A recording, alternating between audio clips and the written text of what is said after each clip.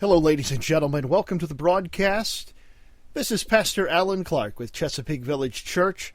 We welcome each and every one to our broadcast today.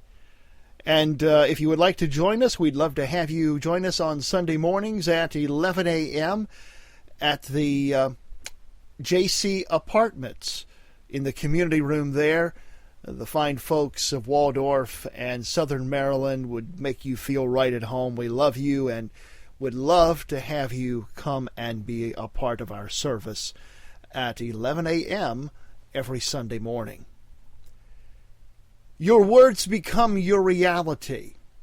Reverend Ike used to say it this way: what you say about yourself is God's word unto you. You are where you are today, in part because of what you have been saying about yourself. You see, words are like seeds. When you speak, when you say something, you give life to what you're saying. And if you continue to say it, eventually that can become your reality. You see, whether you realize it or not, you are prophesying your future by the words that you speak, the words that come from your mouth. This is great when we're saying things like, I'm blessed and I'm strong, speaking positive things into our life, that you're going to be getting out of debt. But if you're prophesying success and prosperity in your life by doing this, your words will move you in the direction of which you speak. But the trouble comes when instead of speaking of good things in our life, we instead go around speaking and prophesying the negative into our lives. We feel that we will never get any good breaks, that we have this underlying thought of negativity, a tune of disenchantment and lacking, if you will, that constantly plays in the back of our minds. Things like, I'll never get back in shape again. Business is slow and I'm probably going to get laid off. Flu season's here and I always get it. Some of us don't realize that we are prophesying defeat into our life. It's just like you're calling bad breaks and mediocrity and lack into your life. The scripture says we eat the fruit of our words.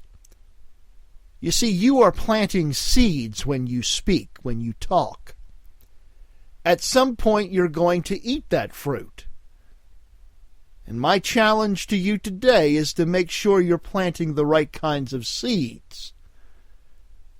If you want apples, you have to sow apple seeds. If you want oranges, you can't plant cactus seeds and expect that oranges are going to result. Well, the same concept applies to our words. You can't talk negative and then expect to live a positive life. You can't talk defeat and expect to have victory.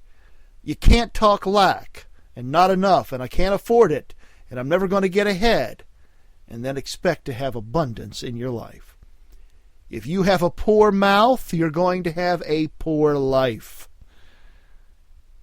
If you don't like what you are experiencing, then start sowing some different seeds. Instead of saying, I will never get well, and this sickness has been in my family for 3 generations, so I'm going to get it too. Instead of sowing these kinds of seeds, sow the right seeds. You need to say and declare that God is restoring health back into your body. That this sickness didn't come here to stay, it came to pass through. Say, I'm getting better and better every day. When you sow those kinds of seeds, then eventually you'll partake of the fruit of health, the fruit of wholeness, and the fruit of victory. Those of you who are in debt are probably saying, I'm never going to get out of this debt. I will never be able to get ahead financially. And I say this to you. Release yourself from these damning thoughts and call the good into your life. See yourself as not having to borrow, as being the lender instead.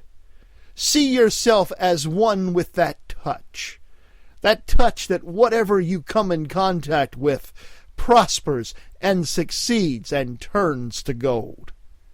Allow yourself to feel the emotions of coming into overflow in your life. The feeling of more than enough. Allow yourself to feel that emotion. What would that emotion be like if you got a great deal of money? Feel that. Start sowing seeds of increase, seeds of abundance in your life. Know it within your heart that you will accomplish your dreams. That the favor of God's blessing is chasing you down. That the right people are searching for just you. There's new opportunities and possibilities available to you now. New levels of success and prosperity are in your future. If you keep talking like this, then you will reap a harvest of great things. Things that are beyond your imagination. I guarantee it. The book of James says it this way, with our tongue we can bless our life or we can curse our life. Many people do not realize with the words that they use, they are cursing their future. Every time you say, I can't ever get ahead, you've just cost your life. Or I'll never be able to afford that nice house. I'll never break this addiction. I'll never meet the right person.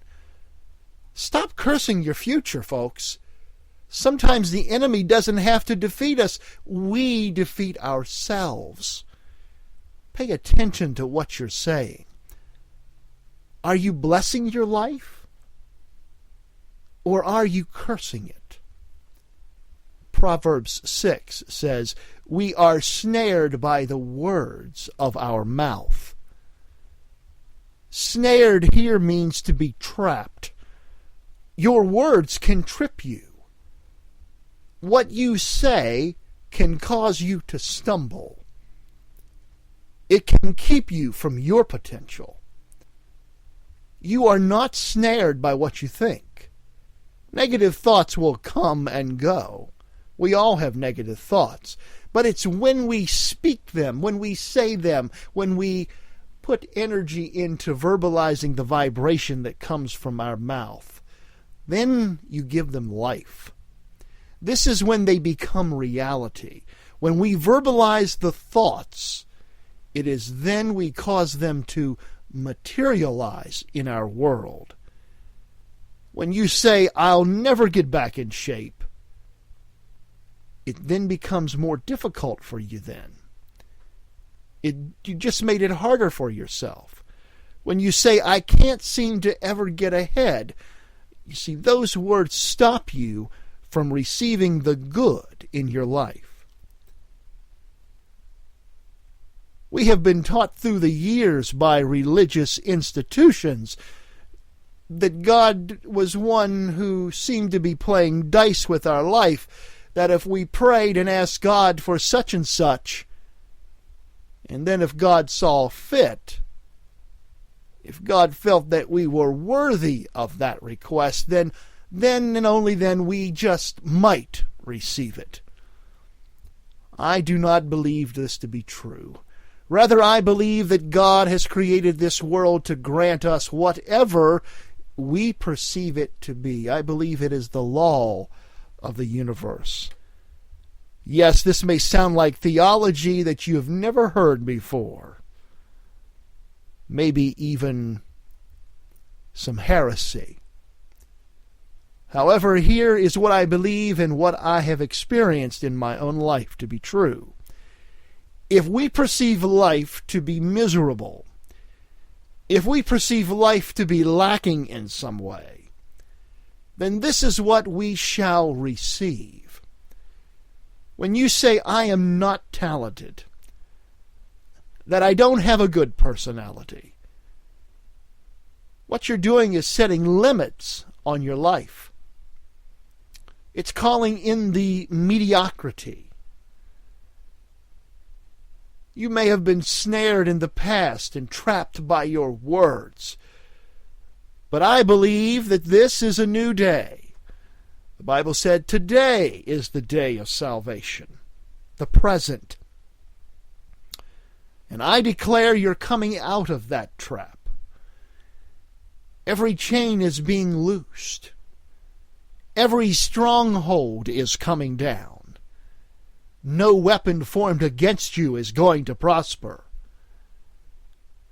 But I need you to do your part. That part is start speaking victory over your life. Speak increase. In fact, I dare you to declare God's favor and be bold about it. Don't hesitate. Don't hold back. Call in those things that you're dreaming about, those things that you believe in. Don't use your words to describe the negative situation that you're currently in, but instead use your words to change the situation how you want it to be. Matthew chapter 6, Jesus was talking about the concept of worry. He says, take no thought, saying, what shall we eat? What shall we drink? Take special attention, or pay special attention to the phrasing that he uses, take no thought. The negative thoughts will come, yes, but the key is not to say them, not to take them up. A thought will die stillborn if we don't speak it. Jesus was saying, you may feel worried. It may seem like it's never going to happen, but take no thought. Don't verbalize it. Don't speak it into your world. Don't get trapped by your words. We have to especially be on guard, ladies and gentlemen. It is very tempting to vent our frustrations and then tell people how the loan didn't go through. If someone asks you how your day was, well, I had a bad medical report, and you go on and on about how that went, how your visit with a doctor went, and how maybe people did not treat you right. Continually talking about the problem, that's not only going to make you more discouraged, but you're giving energy, you're giving that problem more life. And you're making it bigger by talking about it. Turn it around. Don't talk about the problem. Talk about the promise of God. God promises to give each and every one of us beauty for ashes. You see, in life, there's always going to be two voices vying for your attention. One's going to be the voice of faith, and the other is going to be the voice of defeat. You're going to hear the voice of defeat saying the problems are too big. It's not going to work out. Just accept it. You'll be tempted to worry. You'll be tempted to be negative, tempted to complain. But if you listen carefully, there's another voice, the voice of faith, and it's saying God has a way. Favor is coming to you. Healing is coming. Breakthroughs are on their way. They're here. The negative voice will tell you you've reached your limit, that you've gone as far as you can go, that you don't have what it takes. God's voice is saying, you are able. You can do all things through Christ. Your best days are still in front of you. And here's the beauty of all this. You get to choose which voice comes to life. And the way you do this is by what you speak, what you verbalize. You're giving it the right to come into your life. Anything that you verbalize as the thought, if it becomes verbalized by you, you give it the right to come to pass in your life. If you go around speaking of the problems, then you are agreeing with the wrong voice. Rather, you have to get in agreement with the other voice, God's voice. That other voice, that negative voice, may seem louder and more pronounced. But I assure you, brothers and sisters, you can override it. You can take away all of its power by choosing the voice of faith. And I say to you this, let us choose to listen to the voice of faith, the voice of encouragement, the voice of love, the voice of God speaking wonderful and great things into our life. You know, it is the will of God that you should prosper and be in good health. And all that we need to do is accept these blessings by speaking and verbalizing it into our life. This is Pastor Alan Clark. Thank you for joining me for the broadcast today.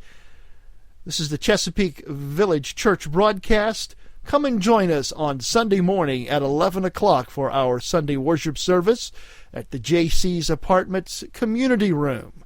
We'd love to have you come and join us and be with us in an inclusive and progressive environment. God bless you, each and every one.